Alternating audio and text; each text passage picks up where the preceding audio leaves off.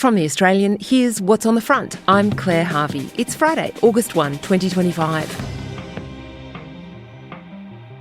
Foreign agents want Australia's secrets, and it's costing us billions. Spy Chief Mike Burgess says espionage threats have hit an all-time high as foreign intelligence services try to get their hands on the details of the AUKUS military pact. The Vatican's Auditor General has revealed a $4 million fraud inside the Holy See. Libero Meloni tells The Australian today he needs to get in front of Pope Leo as soon as possible to share his concerns about alleged corruption of the highest order. Those stories are live right now at theaustralian.com.au. Billionaires have secrets, and not the kind you think.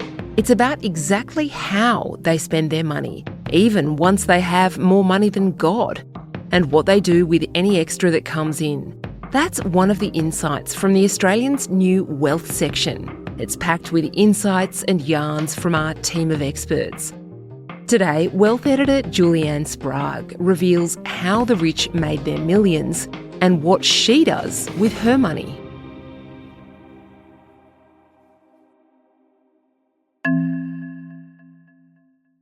Henry, what does that stand for? High earner, not rich yet. This is Julie-anne Sprague. She's wealth editor here at The Australian, and she's spent her career reporting on how the rich make their money and what the rest of us probably aren't doing. And this is where you're sort of building your career, you're a few job promotions in, your salary's going up, you're sort of earning solid money. You're out of your university days.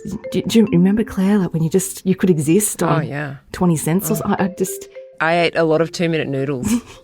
I remember having to I bought a can of soup and a baguette. This is when I was living in London. But I could make that stretch for 2 meals, like a can of soup and half a bit of bread. I know. And so this is the problem, right? The more you earn, the more you spend. Julie-anne's all over the acronyms that tell us how Australians are feeling about their money right now. Like Emily, spelt E-M-I-L-L-I. It's short for everyday millionaire. And there are estimated to be about 2 million of them in Australia, people who are worth $1 million, and the average wealth of an Australian adult is $800,000.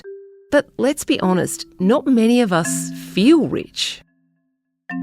It used to be if you were a millionaire, it used to be that term you threw around to say that you were really rich, right? You're a millionaire. And so they're splashing around and it's fancy cars and you're living the high life.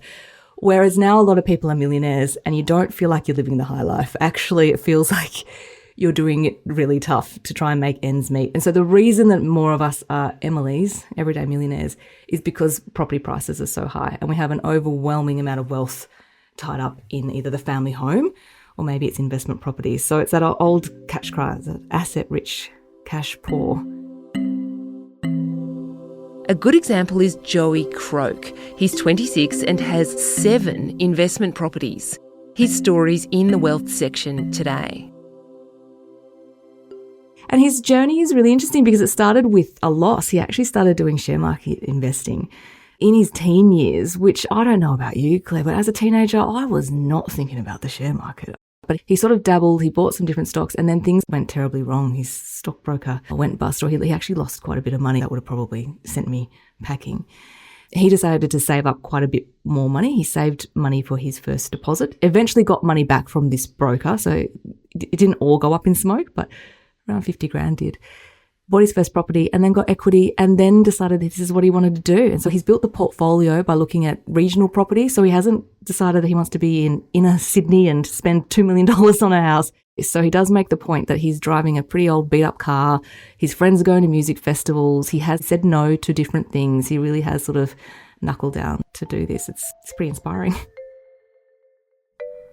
You went and asked some of Australia's most wealthy people how they did it and what their advice would be for other people.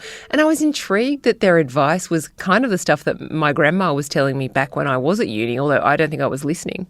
I was thinking about different stories that might be good to do when we launch this new section. And I thought, well, I know rich listers very well, and I really appreciate their insight. Sometimes billionaires can think just a little bit differently. And I think, well, they're rich for a reason. And then I think about the fourth interview, I was just thinking, this is absolutely blowing my mind, the simplicity of it, but also how similar it was.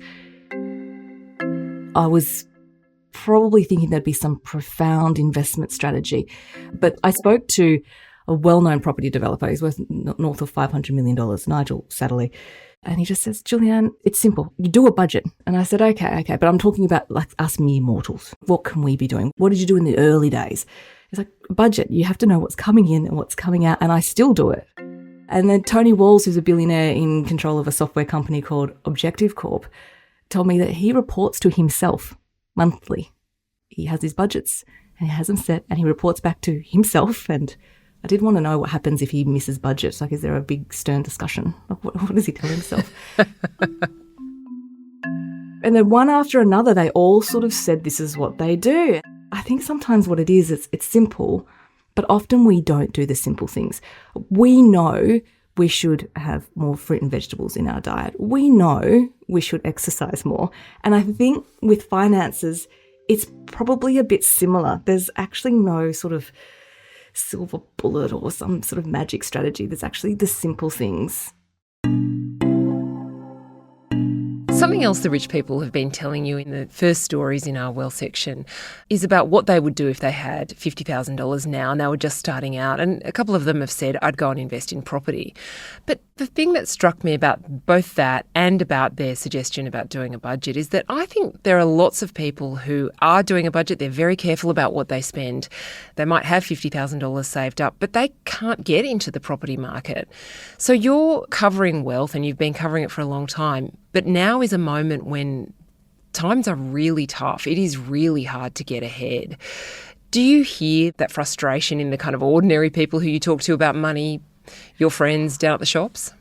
Definitely. But it does feel incredibly challenging. It feels almost out of reach, and some of this investing narrative feels almost intimidating. I think the point they're making, though, is if you've got $50,000, find your way into the market somewhere. So maybe that is an apartment. You don't have to be investing where you want to end up. So start smaller. And they make the point that you've got to get started. So I think the issue is that you can sometimes procrastinate, or you wait for markets to turn, or you just keep waiting. So their view is you get in and you do the best you can with where you can get in, and you let the benefit of time help you. It was Sean Bonnet from the Precision Group who makes the point that sometimes people wait for things to be perfect, or they have an idea, or you're waiting, when sometimes the best plans don't necessarily have to be the perfect ones. You just have to start doing something. Coming up, so how does Julie-anne spend and save her money? This is just a taste of The Australian's new wealth offering. Check it out at theaustralian.com.au/wealth, and we'll be back after the break.